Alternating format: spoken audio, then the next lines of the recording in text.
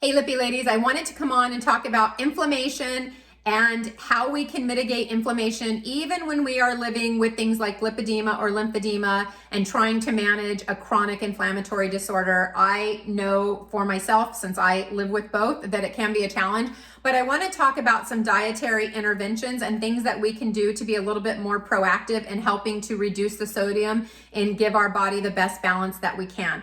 I want to start by saying that there is research that shows that women that have lipedema tend to have more sodium in their tissue. And so we know that there is some abnormal sodium processing happening in the majority of women with lipedema.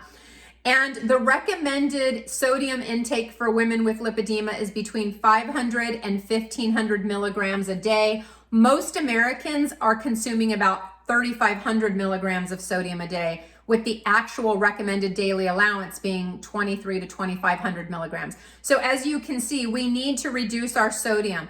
Now, this recommendation is for people that are not struggling with an autonomic disorder like POTS. That's a whole different conversation. But if you are struggling with lipedema and you want to lower your sodium, one of the best ways that you can do it is just look at your pantry food items and pay attention to the amount of sodium in them. If you're buying stewed tomatoes or canned tomatoes or tomato sauce going into the fall months especially, we want to pay attention to trying to buy varieties that are at least lower sodium or hopefully no sodium. I have canned beans in my pantry and I buy the ones that are no sodium, but occasionally I'm at a store that doesn't have no salt. Well, then what do? Then you pull out a colander, you pour the can in the colander and you rinse it until all the bubbles are gone, because that is the sodium solution that is helping to stabilize that commodity in the can or box. So that's kind of my first tip. And we want to pay attention to the sodium additionally, and I just want to add this in because sodium is part of our sodium-potassium pump. So you may notice if you go out to eat, like for me, it's any type of Chinese food or something like that, I swell up like a puffer fish the next day. And that's because there is so much sodium traditionally in the sauces of those types of cuisines. And so what is happening is that water follows salt into the tissue. And the way that we get sodium out of the tissue with the sodium-potassium pump is potassium. So we want to make sure that we keep our electrolytes going by not causing an imbalance in any one of these particular vitamins or minerals. So that's sort of playing along with paying attention to how much sodium we take in as a general rule of thumb.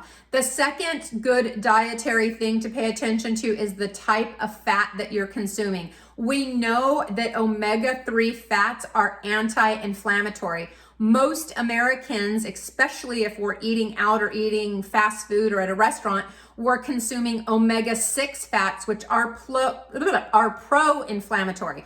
They're causing inflammation. That's things like highly modified corn oil, soybean oil, vegetable oils. All those things that are pro-inflammatory are what we get when we're typically eating away from the house. We want to switch our oils to avocado oil, olive oil, and maybe some unrefined coconut oil and things of that nature that are a little bit less inflammatory. And you can do things like include chia seed or flax meal into your diet. And I like the meal because your body cannot break down flax seed. It has to be ground, so I just buy the meal. Neither one of these have a taste, so I will add them to things like yogurt or in a sauce.